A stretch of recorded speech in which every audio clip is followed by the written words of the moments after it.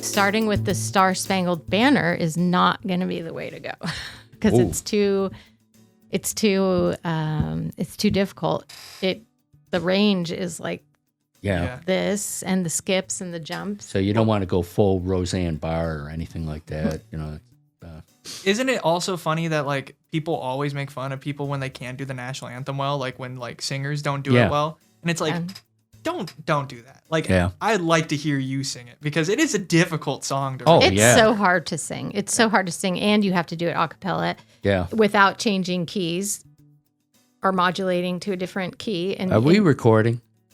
What? We recording? Yeah, all right. I knew it. I had a sense that, But okay, well, before we go further, I'll jump in for a quick intro. Well, hello, this is Pat Lynch, and you are listening. You're already listening and watching the Career Pathways podcast. Today, joining us is one of our new faculty members, Bethany Neese, live from California. Yes. Yes, big journey. Big journey east, 2,000 miles. And we're going to get to that. And also joining us behind the board, making the magic happen. He's just recovered from a 12-hour podcast marathon this Saturday. Is producer Jason. Yes. It was a 15-hour day total on the timesheet. Yes. Started at 6:30, ended at 9:30. And the business office is going to send me some emails. Yeah, they're going to be like, what in the world? And you're going to be like, it was for charity. We raised $5,000. What were you doing? Yeah. That was, like, you hit the goal by 11 o'clock. We hit the goal by 11 o'clock, then we doubled it by the end of the stream. And it was a really big success. And I think the Arkansas Association, too, like, they watched it, or they saw the results because they reached out to Hannah at some point, so nice. I don't know. It's kind of exciting because they said they were going to be watching it closely to see how well it goes, to see if it's like this could become kind of maybe like a campus-wide thing around Arkansas, and it did pretty well. So I think like maybe making more initiatives like this could be a big.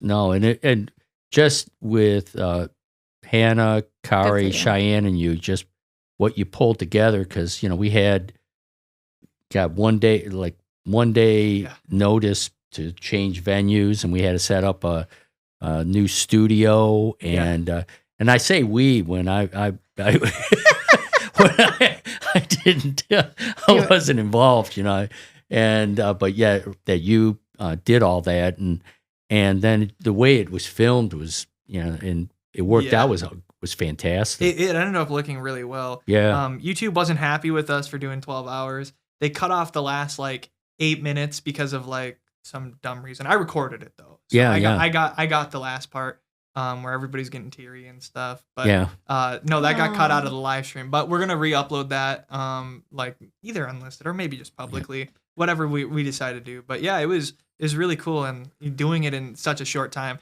There was I'm gonna pick a bone, and I'm glad we're talking about this on camera. I'm gonna pick a bone. This campus gets so toxic sometimes. I don't like the toxicity on this campus. Somebody on the Yik Yak, I'm not on it, but Cheyenne came to me and was like, babe, somebody was really, really upset about your Jeopardy. And I was like, oh, boo-hoo. We did it. Yeah, so we did a Jeopardy for the Greek organizations where they had to do, Jeopardy style. Right. And it was questions about Lyon College campus. And somebody was like, what a dumb Jeopardy. It was set up so weird or something like that. And then like, and then why didn't they just use a free online one? And Hannah was like, there are no free online ones. She's freaking out. And it's like, no, the sole purpose of the Yak is to dunk on someone. Yeah. It's I've never downloaded the app ever, so like I've stayed away from it. But I hear whispers from and I've been on the plus side of the Yak where somebody will say I'm awesome, and then I've been on the downside where it's like Pat Lynch has dementia. Yeah. Which one is it today? And you never know. It's like live by the Yak, die by the Yak. Yes. It's like a little taste of fame. Yes. Well, God, we're incredibly distracted. Bethany, here we are. We'll get back to you. We always start just kind of a general question tell us about yourself, kind of like where you're from, kind of how academic interests, kind of all the road the that building led, blocks. the road that led you to Lyon College. Absolutely. I would love to talk about that. So like you said, I am from Sonoma County, California, which is the San Francisco Bay Area. It's the North Bay. Sonoma County is about 50 miles north of the Golden Gate Bridge. Mm-hmm. Were you born in California? Yes, I was born in Sonoma County. Oh, wow. Yes, born and raised, and I saw it go through its whole transition from a nice little farming place that grew Gravenstein apples and cows and farms everywhere to a touristy, super expensive place to live with wineries and wealth everywhere. Yeah. and it's beautiful, and there's a lot of good things that come from that. But it did make, it's kind of like thinking about, have you ever heard the expression where if the toad is in the hot water and the water is being turned up, it won't know the water's turned up. It just it won't jump out. Right. And it will eventually die. Right. But if the water is boiling and the toad jumps in it, it'll say, "What? No, wait, forget it," and it will jump out. So it being, a teacher in that area for a long time, and the challenges of education in California as well, especially in music, where programs are being cut. Yeah. The last 20 years. Music programs, librarians, nurses, music programs, or art programs, I should say in general, have just been cut. I would never think that graduating in my early 20s with a master's in music and the things I wanted to do, I didn't think I would slowly see those just dissipate in such a cultural place such as San Francisco. You think with the symphony and the opera and people from all over, you think that California school system would not cater to that. But the budget; those are always the first to go. Yeah. But it is on the positive side. I was educated in Sonoma County. So you mean high school? High school, I did K through 12, and then I did junior college, which was Santa Rosa Junior College. All right. Which had a vibrant and wonderful music program. Right. And that is really what got me into committing to music in the first place, because I went in as a math major. Yeah.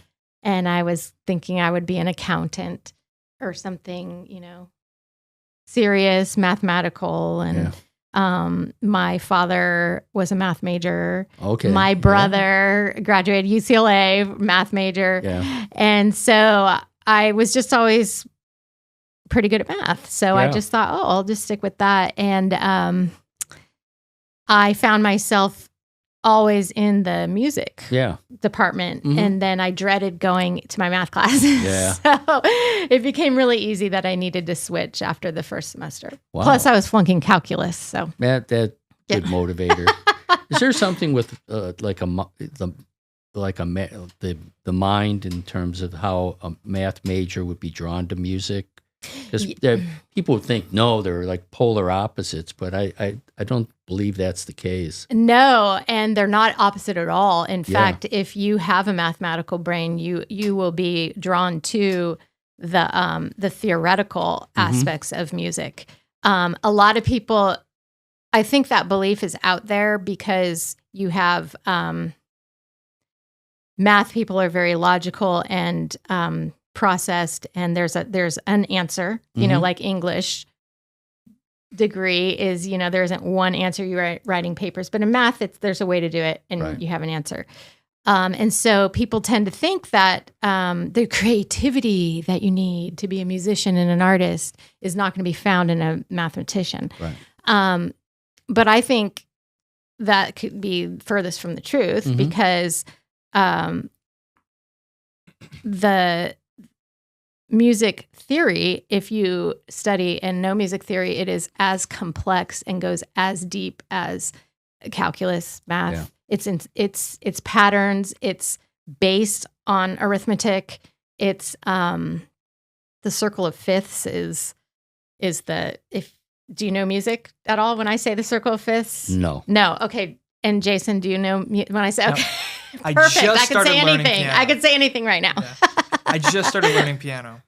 Oh, good for you! Yeah. Why aren't you in my piano class? I don't have time, and I get into overload credits. I'm at 16 already. Yeah. Oh, yeah. That is a problem. Yeah, that is a problem. But so the circle of fifths is kind of the wheel.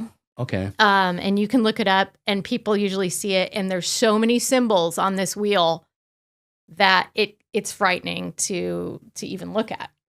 And so, but to somebody who knows music, it's not frightening at all. It makes complete 100% sense. Just like somebody who knows algebra and algebra 2 and all the things. My son is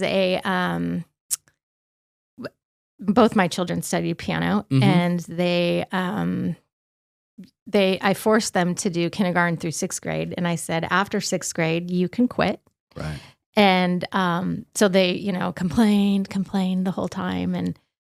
And then after 6th grade, they quit with a vengeance. Oh, well, finally, I don't have to go to piano anymore. And then, I kid you not, both of them in high school, around 15, around sophomore year, they both asked me for lessons again. Yeah. Yeah. And I said, okay. And then they took till the senior year.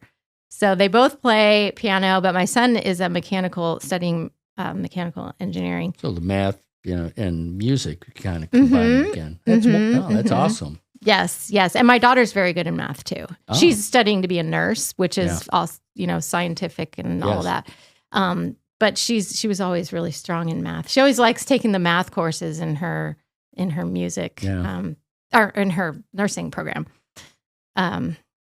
So as a music major, your instrument, was it voice or did you major in something else? Yes. So so I went to Santa Rosa Junior College and I got my AA degree in music, but it's very broad, but you still kind of pick an aim because there's so much to major in music. Right. It's not just music, even though your degree says, you have a bachelor's of music or master's of music, but you have to get real detailed and pinpointed because what are you specializing in? Piano, guitar, voice, saxophone, band, theory. Yeah. And then are you doing classical? Are you doing jazz? I mean, those are two different worlds too. Sure. So it gets really specific. That's the word I'm looking for. It gets really specific. And so I went in and started to, because I played piano since I was 7. And I decided that I would just go in and see if I was good enough. Yeah. I didn't know. And the more that I played piano, they asked me to accompany some of the singers. And I thought, well, I want to sing. And I had done a few musicals when I was in junior high.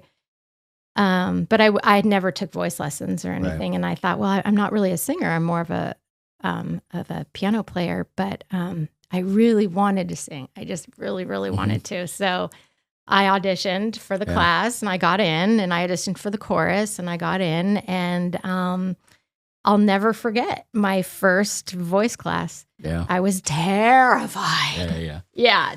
Like leg shaking, anxiety attack, the whole thing when you have to get up and perform, which is why I love to teach beginners, because I know that feeling of having to get through that so that you can be successful. And it was successful. I remember saying, I will do this until somebody tells me I shouldn't. Yeah. And I trust them, not just anybody like, oh, you shouldn't do this. But. There's a common theme, is like Jason and I, we've had, like Matthew in, and we talking about like that science phobia. I don't know chemistry. I'm petrified. We've had Wesley Perkins in for math. Mm-hmm. Same thing. Is there a music? Is it the same thing that people just think that terror that comes with just singing? Like we all have a natural singing voice, don't we? That can be trained. Maybe it won't. Maybe not be Pavarotti, but it's that we all could be, kind of be musicians. I guess. Way of saying it. Absolutely. You're exactly saying it. And that's what I put on my flyer for Lyon as I'm trying to build the choir back again here is this is a marketing guy. I know. And I said it on Saturday too. And so please join choir. It is a welcoming environment where, I understand how difficult it could be to think you're a singer and cross that barrier, because so many people, when I say, do you want to join choir? And they say, well, I don't sing. Yeah. So my, on the flyer, I put, if you can talk, you can sing. Wonderful. Yeah. And it's true. Mm-hmm. And this is the analogy that I use. I say, well, it's the same thing as walking and running. If you can walk, you can run. So there's going to be some people who can run marathons until they're 60 or 70, because that's just how they are. They have better DNA, or their genes are better. Their joints don't hurt. But and there's going to be people who wog, like me, where I walk fast, and you might see me around campus, and I'll look really silly, but I don't want to hurt my joints, so I don't run anymore, but I want to get the exercise. Yeah. So there's that. And then there's people who can jog 3 miles, or my son just told me he went on a nice little jog, and it was 15 miles the other day, and I said, nice little jog. Okay. Well, nice to be young. Yeah, exactly. Then you have the Brendan Connells of the world who do a nice little jog of 100 miles, Yeah. Oh, yeah.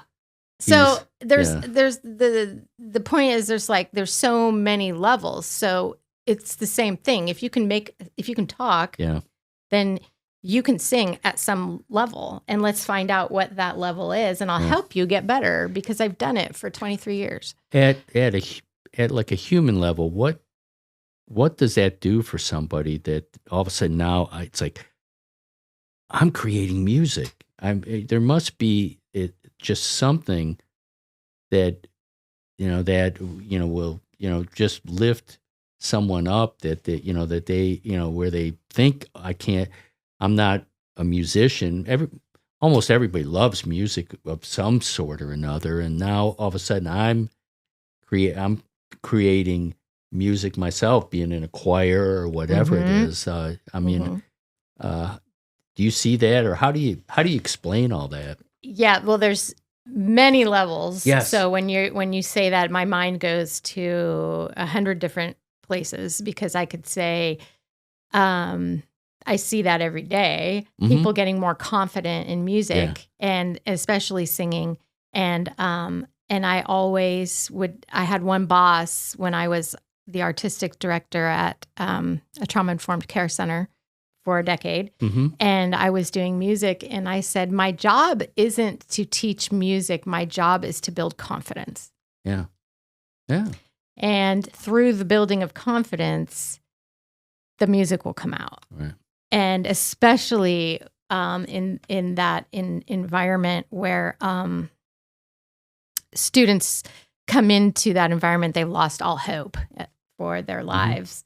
And so you're not going to be able to start teaching them the circle of fifths. Although I have some beautiful, beautiful stories, success stories. I had 2 students who I can still see to this day who excelled musically. And when they first came, could barely lift their head up off the table. Yeah. And then one ended up getting a scholarship for music at a college, which didn't always happen that these students would even graduate, much less go to college. And then to actually go to college and study music, it was Well, and it's transcended, because that confidence, I'm sure, carried over into all other aspects of their life. I accomplished this. Something I'm proud of, and they carry it. And just their relationships and everything else. Absolutely, Yeah. and I the reason that it touches me and my heart, my soul, is because I also had that journey. Yeah. I was always a musician. Right. And I always knew piano. And like I said on Saturday at the 12-hour podcast, that the piano became my friend throughout my childhood. Right. And it was a way to express that which I couldn't articulate and express through words. And it got me through the challenges of childhood. And I am so grateful for that. But at the same time, where was I going with this? I think that it's almost like an extension of yourself. So like Billy Joel just did a documentary, or that he just had a documentary that came out, and he said at the very end, and it's a great documentary if you have time to watch it. But I love the quote that he said at the end, and it was so powerful. And he said, "Music saved my life." Yeah, and I feel that in my life, but not only my life, but in so many students that I have seen over the years. And it doesn't have to be a great, big, dramatic, life-saving experience. It could be just, when this student who came to the high school and he didn't speak for a year. Yeah. And he picked up the guitar and he started carrying it around because I said, "Hey, you want to try guitar? And here, take it with you." And I saw him carry it around, and then he started playing it. And he said he started to speak again. And the first thing he said to me was, "I love the guitar so much. It's like having therapy whenever you want it." Wow. Now, is this with your time at the trauma center? Is this kind of what you're relating? Yes. Yeah. So that's not the average high school. Sure. That was an at-risk high school. So right. There were some heavier, more traumatic students. That heavier meaning emotionally, who I got to watch heal through music. Yeah. I had the corner music building, right, or classroom, and they would find their way to me. They would find their way to me, and I never knew who I was going to get, who would wander in my doors, who would hear something and come in and just kind of sit and be curious, right? And once you saw that curiosity in their eyes, you knew that they were coming alive again. Yeah. You were giving them hope. Now, could they be lifted up just by listening, or versus like creating music themselves? Both. Yeah. So we would do all kinds of different activities to bring. Sometimes we would just listen to different music, or I'd ask them, because they had all different kinds of cultural backgrounds. So I would ask them, what's your favorite song? We'd play it. Yeah. And then I'd watch them light up, and I'd watch them say all the words to something I had no idea. Right. Yeah. And they would just light up. And it was a way into their lives that allowed a relationship to form between us. And then there were things that were more technical, like I would do a rhythm exercise to start the day off. Every day we would start with this. I would put it up on the screen and it would be, the notes going past, and I would just get them. Nobody could read music to start with, and they would see them. They wouldn't know, but we would clap and we would get into it. And at first I could still picture them just, we're doing this again. We're doing this again. And do we have to do this every day? Yes, we have to do it every day. Come on, you got this. And I would give them drums or maracas or tambourines or whatever. And we would do it every day. It lasts about 10 minutes, and it'd be the same thing because it was just rhythm. Right. And acknowledging what that simple beat, what it looked like in musical notation. But it was very simple. It was not complex. And then they would get used to that. And one time I remember I forgot. I took roll, did my thing, and I went on, and I completely forgot about doing it. And one of them, I could still see him, and he said, "Miss, we didn't do our rhythm today." Oh, there you go. And there we go. And I thought, "Oh, we didn't." And he was like, "Let's do it." Yeah. And then he helped me pass out all the instruments and get it going. And that was like, it was one of those moments that just kind of stood out. I was like, oh yeah, okay, so this is making a difference. Because you always hope that it is. And I know that it is, but it'll show itself in different ways for sure. Yeah. Yes, several of the students had ADHD or ADD, either one, and it was hard for them to concentrate or focus. Right.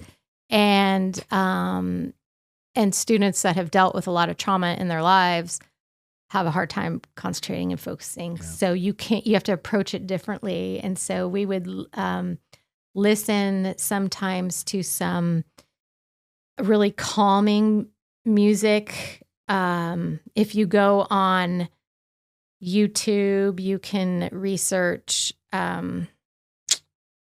like music for meditation at 800 hertz or 500 hertz, and it will bring up kind of like with a pitch in the back, and it's wonderful. Yeah. I mean, I do this at night a lot because it just helps me calm down from the day, and it's so easy to do. Yeah. So easy to do. And I would do it all the time. And in fact, I created a program for the entire school. So the whole school was doing it every Monday. We'd start the whole school day with music, Monday meditation.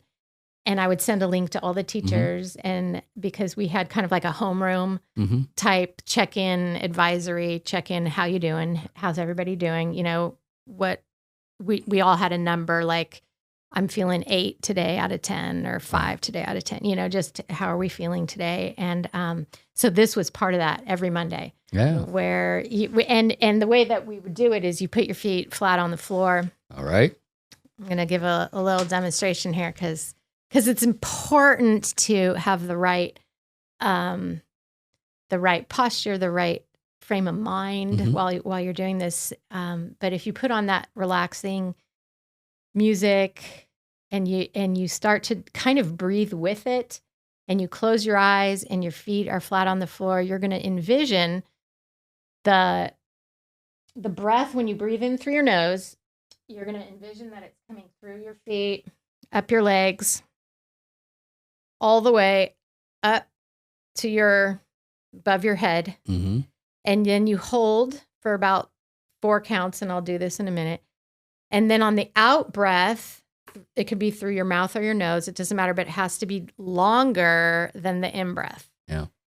And so I always say you go down and out your heart. So you're blowing it. Okay. You're blowing it out. So there's a visualization of air coming up, holding down and out. And that's going to get you connected to the sound. And then all of a sudden, you can feel when you, or at least I can, I should say because I don't know how anybody else feels, but I can feel when I've gotten to that space. Like I can feel I'm there. Like, all right, I can feel my nervous system calming down, and I can feel it's an expansive feeling. And I know that is a place of where I can think clearly, where I can operate, where I can continue with my day, where I feel maybe the word safe. Mm-hmm. It's a safe feeling. And what I would always tell my students is that it's always available to you, this space that you can create. And sometimes we think that we don't have control in our lives. People are telling us what to do, all to go here, do this, do that, and you think you don't have control or autonomy over your sense of well-being. Right. And I try and show them and convince them that just to draw from within. Absolutely, just find places. Is not something that you have to go join a spa to do. This is, it doesn't cost anything. And you can even do it without the music. You don't have to have the music. You can just the counting that I like to do is you breathe in for 4, and then you hold for 4, and then you exhale for 6. And that works for me. Yeah. So, and my students seem to have liked. One thing of course, I picked up on it a couple years ago from a podcast, that's but it was about breathing, and mostly about breathing through your nose, and how people just don't really utilize that enough, and just how important it is. They talked about just all the things just from anthropology and how humans have developed, and how they created this, breathing through their mouth primarily, and it's just inefficient in many ways. And so, I ended up getting like the mouth tape. Have you ever seen that? Oh goodness, I was trying to just think of all these ways I consciously, when I go to sleep, it's the same thing to, and then, when you were talking about that, it was like, oh yeah, that's exactly it's like that calming, exercise. And I know, I think I can't remember myself too, but I was exploring whoever that person was who did talked about how important the nose breathing was. And I remember it was either my dad or it was my brother who sent me a link. And I remember thinking, that's it, I'm going to nose breathe. I got to do this. I have to do, and it 100% helped. Right. And so then I brought into my class, because I always would do breathe in through your nose, out through your mouth. But then I started saying, no, let's try breathing in through your nose and then out through your nose. And I mean, what's the proper breathing for singing? Yeah. So that's different. Okay. All right. No, really. But it's good to be able to be comfortable breathing in through your nose, because, you do have to do that when you are singing. But the singer's breath is so much lower and supportive. And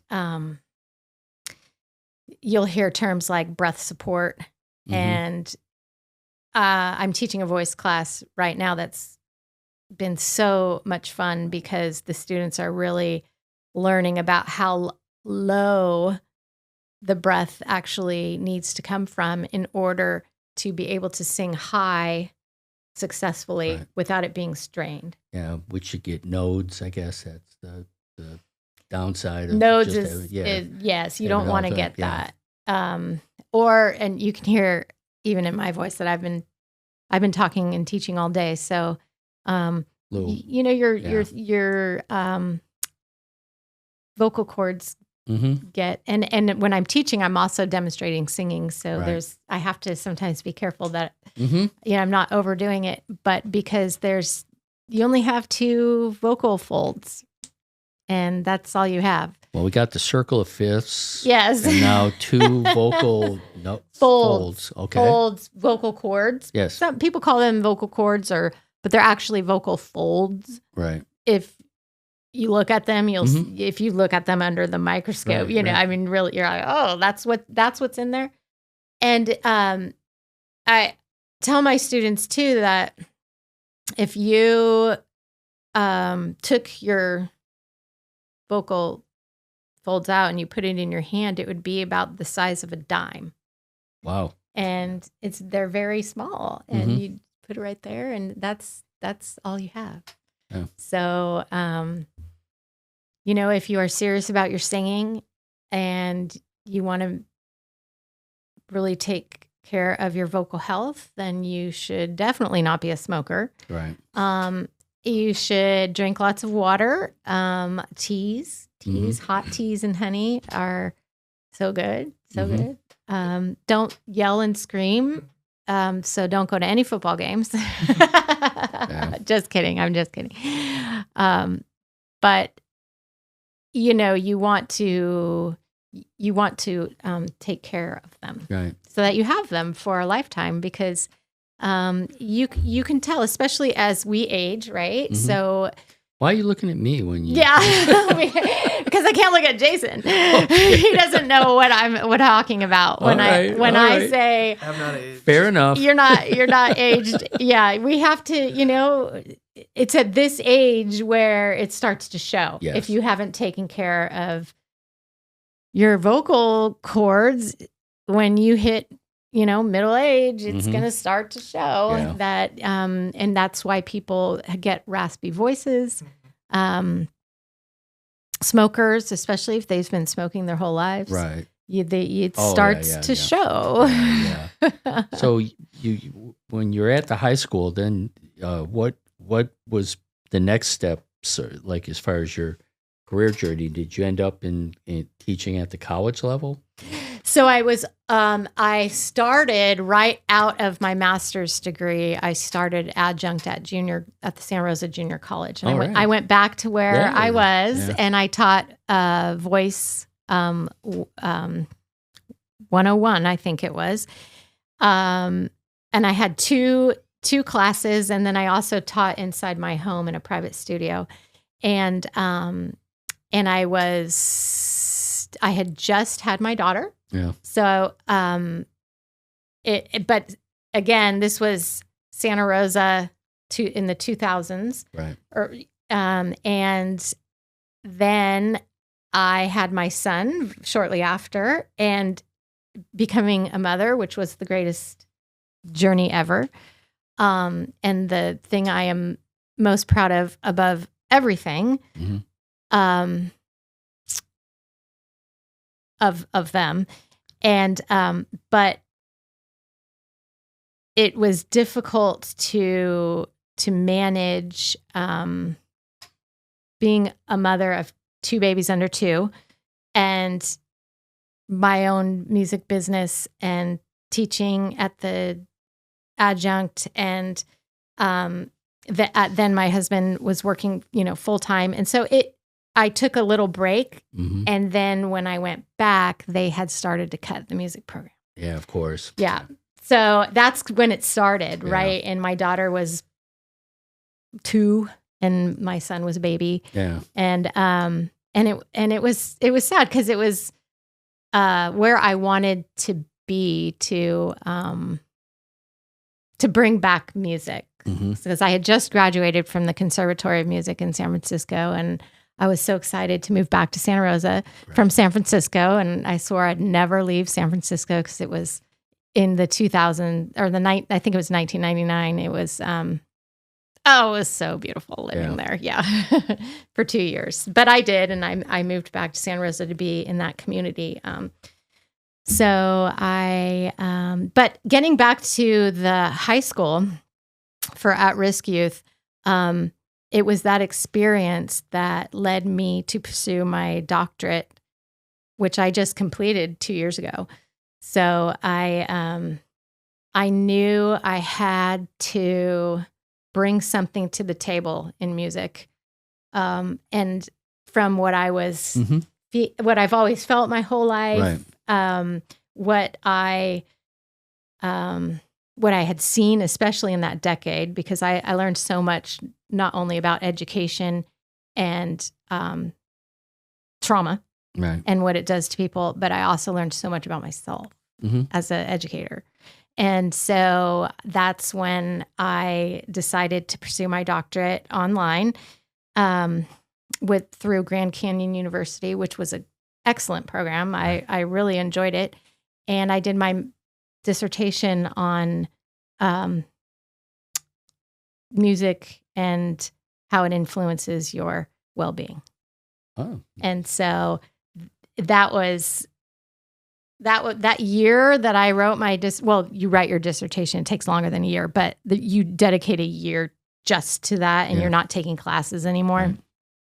And it was the best, most interesting, fun, fulfilling experience to have done that. I just had wished that I also didn't have to work. Yeah. And, because there wasn't enough hours in the day, but it came together. It came together, and I just learned so much about what I already knew. Right.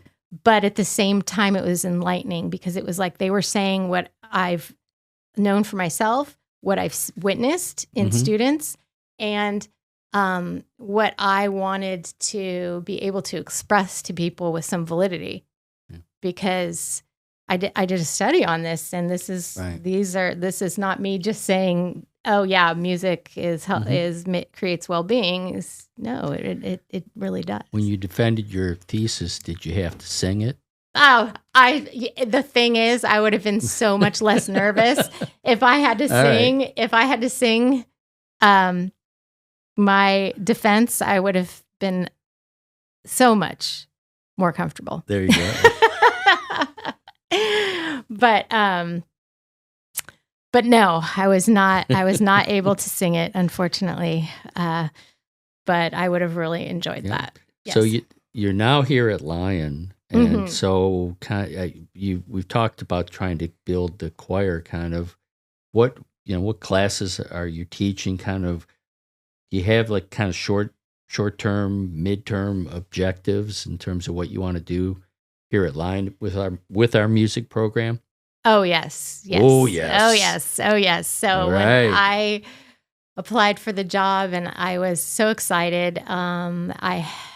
This is my first full-time college position. I had always taught adjunct and high school. Mm-hmm.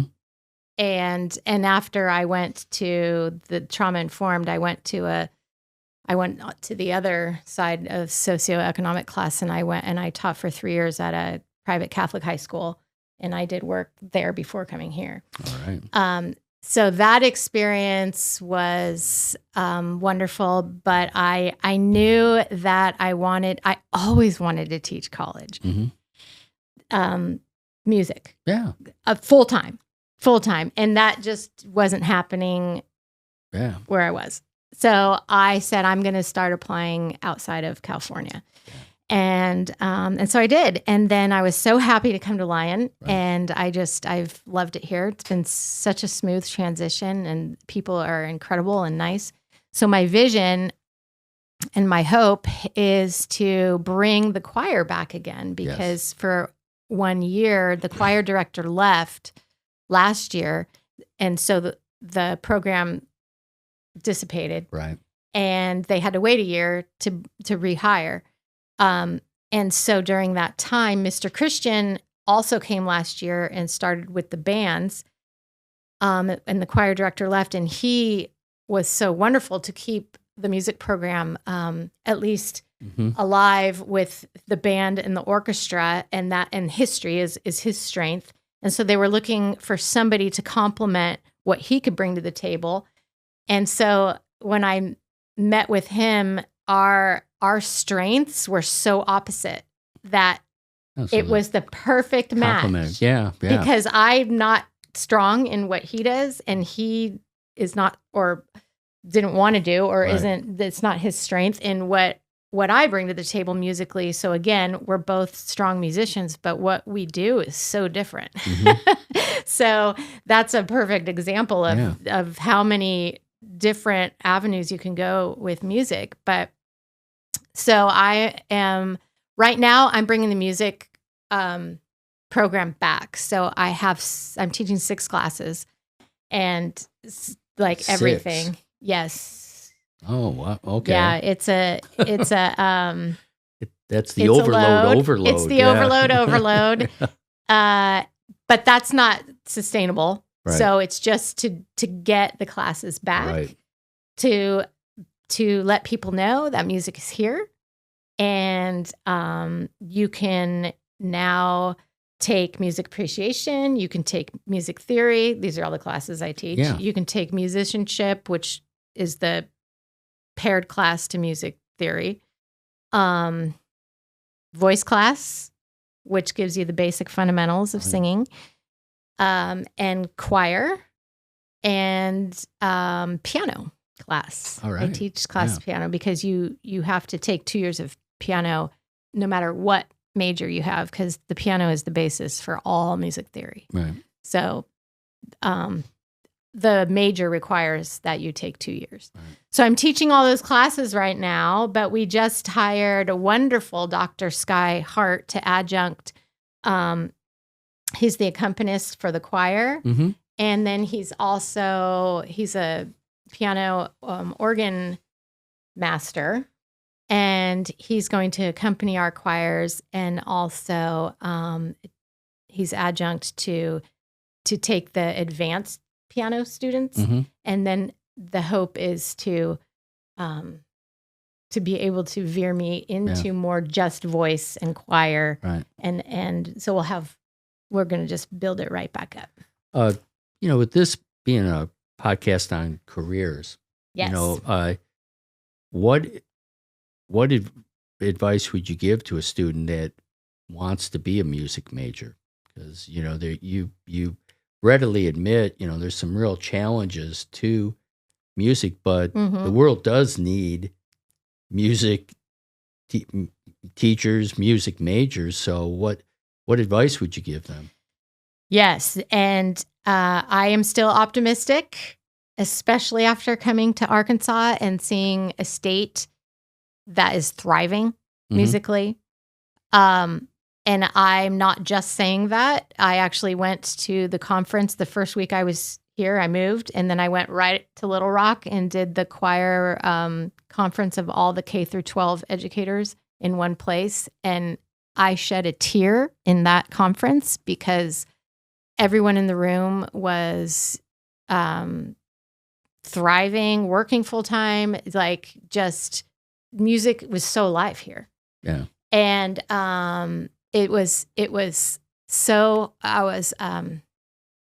it's just a heartfelt moment. Right. And I know music is needed now more than ever in our society, and with all the uncertainties that are happening and the fears, and there's so much anxiety and mm-hmm. battling, and the one thing that can bring us all together is music. So I am very optimistic and will always steer people to continue to major in music and have a career.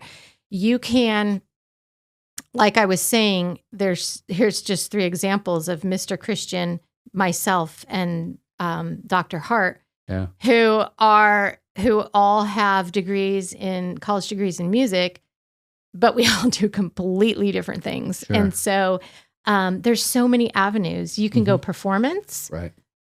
Which is what I did, but my life went into teaching direction because I love teaching so much. And now it fulfills me more than any performance could. Mm-hmm. But you still could get a performance degree and then perform. Right. You can still teach, and it's not going away completely everywhere. It's just there are some states that are suffering. Yeah. And it's still a beautiful path, and it's one where the connection with your students is there's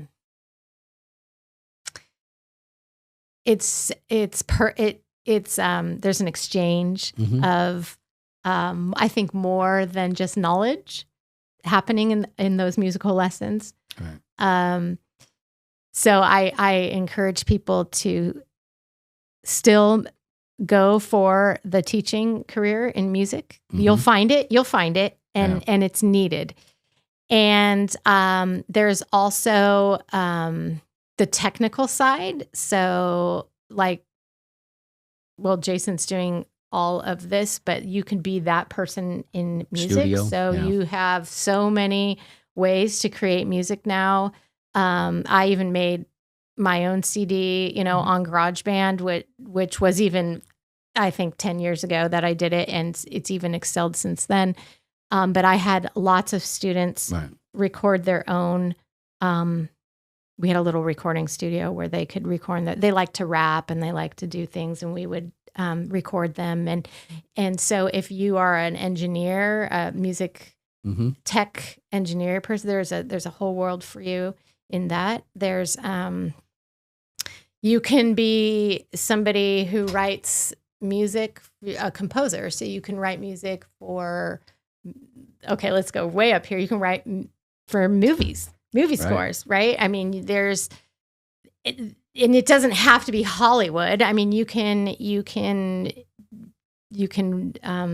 find little Sundance festivals or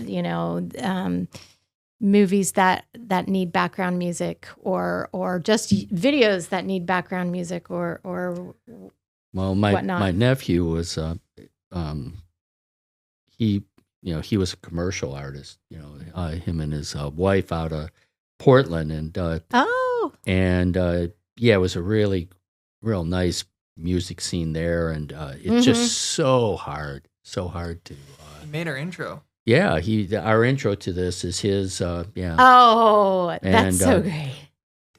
Yep, okay. And a little catchy intro. Yeah, I can't wait to hear really it. Catchy. Actually. Yeah, no, it transitions so beautifully. I can't wait to hear it. Yeah, and I remember one of the more lucrative things that he had was getting picked up by commercials and by like TV shows that would just have like the music is kind of like to set the mood or the backdrop, and and I was his father. My brother-in-law's a CPA, and he was kind of the manager. So, their best payoff from a commercial was some pasta company in Italy.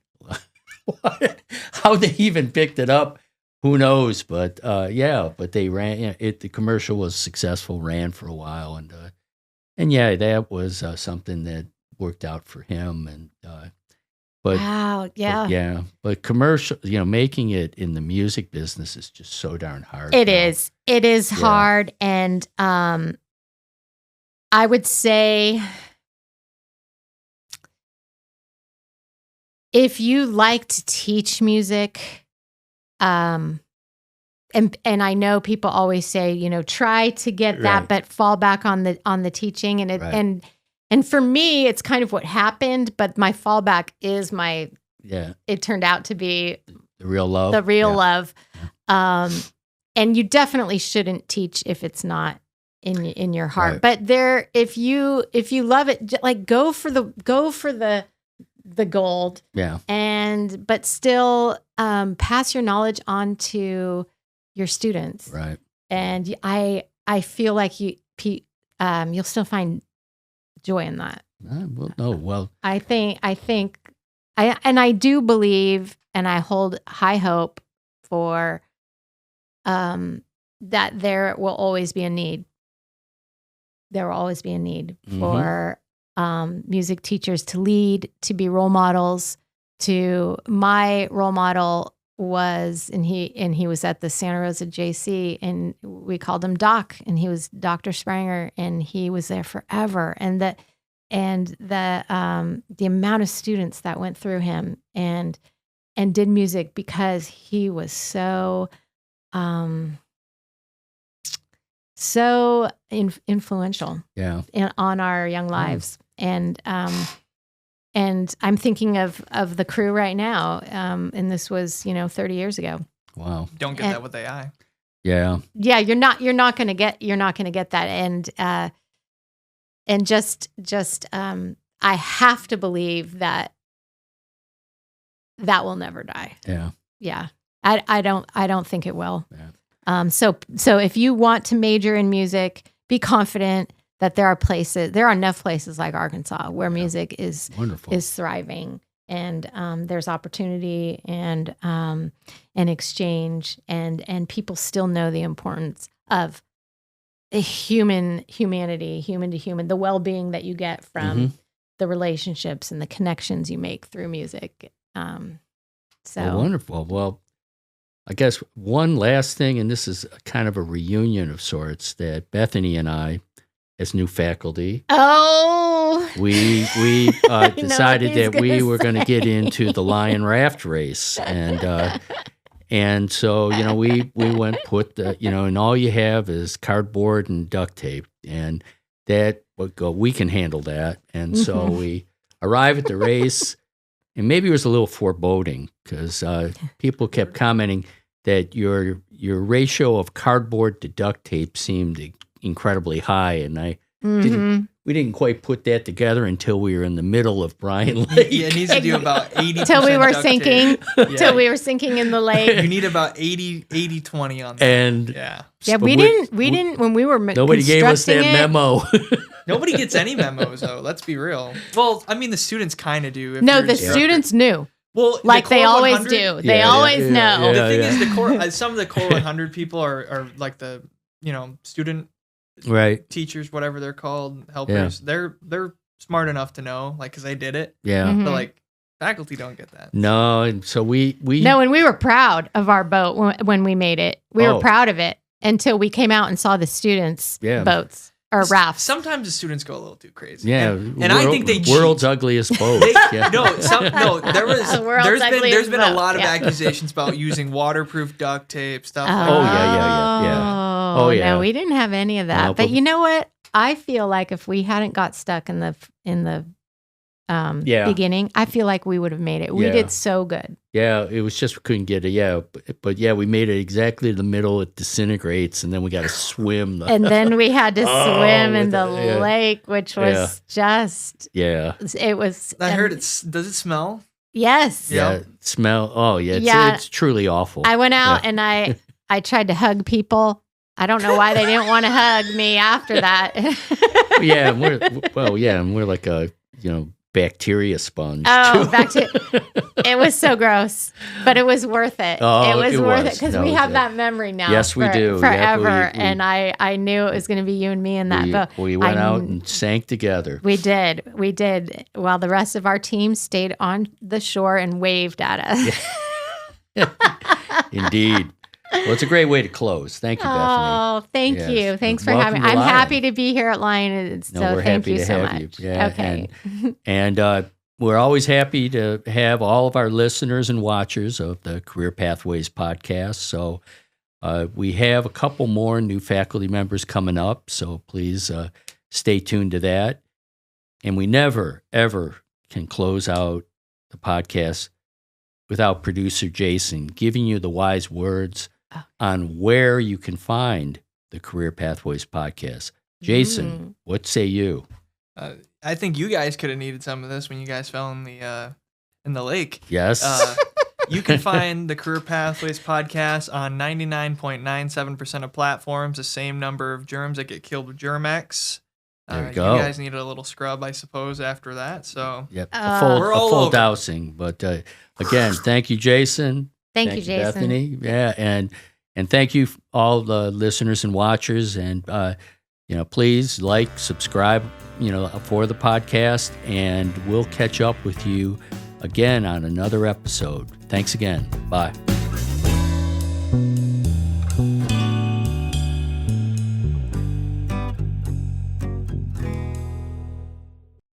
This broadcast is sponsored in part by Lyon College and by KILT Studios.